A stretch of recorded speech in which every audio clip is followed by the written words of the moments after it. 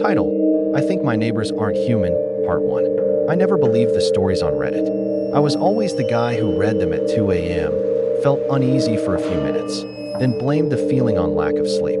This post isn't for attention. I'm writing it because I don't know what else to do, and because if something happens to me, at least there will be a record that I noticed the signs early. I moved into the apartment 6 months ago. The building is old, one of those concrete blocks from the late 70s, 5 floors, no elevator, narrow stairwell that smells like dust and boiled cabbage. Rent was cheap, too cheap for the area, honestly, but I was desperate. New job, short notice, no time to be picky. On the day I moved in, the landlord handed me the keys and said something strange. "People here keep to themselves," he said. "It's better that way." I laughed it off. I wish I hadn't. The first week was normal, almost boring. I unpacked, set up my desk, learned which floorboard creaked near the kitchen. I noticed I rarely heard noise from other apartments, but I assumed the walls were just thick. Then I met my neighbors. It happened on a Tuesday evening. I was coming back from work around 7 p.m., climbing the stairs to the 3rd floor. The lights in the stairwell flickered like they always did. Halfway up, I heard footsteps behind me. Slow, deliberate. I stepped aside to let whoever it was pass. A man stood there, maybe late 40s, average height, wearing a gray coat that looked oddly outdated. Not old, just wrong, like something you'd see in a photo from decades ago.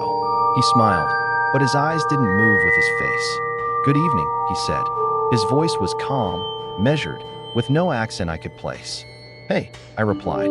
He didn't pass me. He just stood there, staring, head slightly tilted, like he was studying how I worked. Finally, after a few seconds that felt way too long, he nodded and continued upstairs. I stood there for a moment, then shook it off. People are weird. End of story. A few days later, I ran into a woman from the apartment across from mine. She was thin, pale, with dark hair pulled back so tightly it made her skin look stretched. She was unlocking her door when I stepped out. She froze when she saw me. Not startled. Frozen. Her hand stopped halfway to the lock. Her eyes widened just a little. "Oh, sorry," I said automatically. "Didn't mean to scare you." She blinked. Once. Twice. Then smiled. "No, of course not," she said. "You live here now." It wasn't a question. "Yeah. Apartment 3B. She nodded slowly, as if confirming something to herself. "We've been expecting that," she said. I laughed, because that's what you do when someone says something unsettling in a casual tone. "Right," I said. "Well, have a good night." She watched me all the way down the hall. After that, I started noticing patterns. The neighbors were never around during the day. I worked from home twice a week, and during those days, the building was silent. No doors opening, no footsteps, no voices. At night, though, it changed. Between 11 p.m. and 2 a.m., I'd hear them. Soft footsteps in the hallway, doors opening and closing without a sound. Murmurs through the walls. Not words, just the suggestion of conversation. The weirdest part? They all seemed to move at the same time. I tested it one night. I stayed awake, sitting on my couch with the lights off, watching the time on my phone. At exactly 12:17 a.m., footsteps started in the hall. Multiple sets, perfectly spaced, like a routine. At 12:43 a.m., silence again. Every night after that, the timing was almost identical. I tried to tell myself it was coincidence. Then I noticed the smell. Sometimes, late at night, the air in my apartment would change. A faint metallic scent, mixed with something organic. Sweet, almost rotten. It never lasted long, maybe 10 minutes, but it made my stomach turn every time. I checked my pipes, took out the trash, cleaned obsessively. The smell didn't care. One night, around 1 a.m., I heard a knock on my door. Not loud, just 3 soft taps. I didn't move at first. Nobody had knocked on my door since I moved in. I checked the peephole. The hallway was empty. I opened the door a crack. Nothing. As I was about to close it, I noticed something on the floor. A small, folded piece of paper. I picked it up and unfolded it. "Please do not leave your apartment at night. It makes things complicated." No signature. My hands were shaking. I locked the door, checked the windows, and slept with the lights on. The next morning, the note was gone. I searched my trash, my desk, every surface. Nothing. That's when I decided to post here. Because tonight, at 12:17 a.m., I heard footsteps stop right outside my door, and they haven't moved since. Title: I Think My Neighbors Aren't Human, Part 2. I didn't open the door.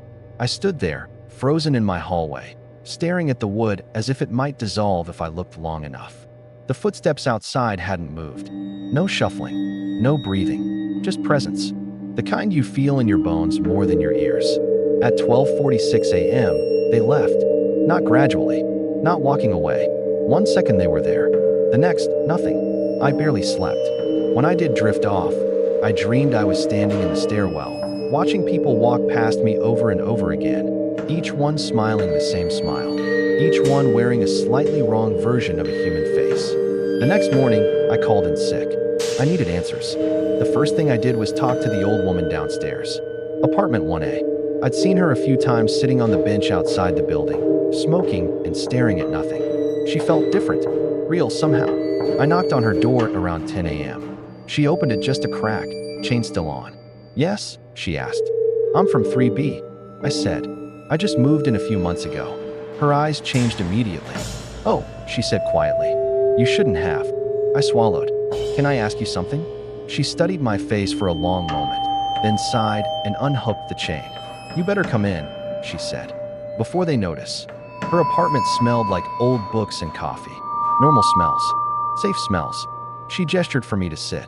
You hear them at night, she said, not waiting for me to speak. Yes. You smell it too. Yes. She nodded slowly. Then you're not blind. I asked her how long she'd lived here. Longer than them, she said. That's all that matters. According to her, the neighbors hadn't always been like this. About 8 years ago, new tenants started moving in, one by one.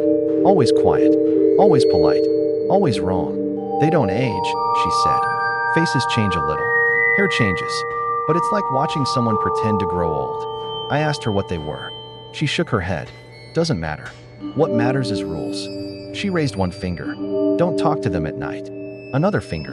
Don't invite them inside. Not even jokingly. A third. And never, ever follow them. I asked what happens if you do. She didn't answer. That night, I broke a rule. I heard them again at 12:17 a.m. same as always. But this time, instead of pacing the hall, they stopped outside my door and knocked. 3 soft taps. I know you're awake, a man's voice said. The same calm voice from the stairwell weeks ago. My heart felt like it was trying to escape my chest. We only want to talk, he continued. You're making this harder than it needs to be. I don't know why I did it. Maybe fear. Maybe curiosity. I opened the door. The hallway was full. Not crowded, but occupied. Every neighbor stood outside their doors, facing me. Men, women, all ages. All smiling the same smile. The man from before stepped forward. You don't belong here, he said gently. But you will. The smell hit me hard. Metallic. Sweet. Wrong. I slammed the door shut and locked it, throwing my weight against it as something pressed back from the other side. They didn't shout. They didn't pound. They whispered. Dozens of voices, overlapping, repeating the same sentence. Soon. I don't remember falling asleep. I woke up on my couch at 7 a.m. The door was closed. Locked. No marks. No signs. Except one thing. My welcome mat was gone. In its place was a line scratched into the concrete. A line I recognized immediately. A boundary. And it was on the wrong side. Because last night, they didn't stop at my door. They crossed something. And I think that means I'm next. Title: I Think My Neighbors Aren't Human, final part. I tried to leave the next day.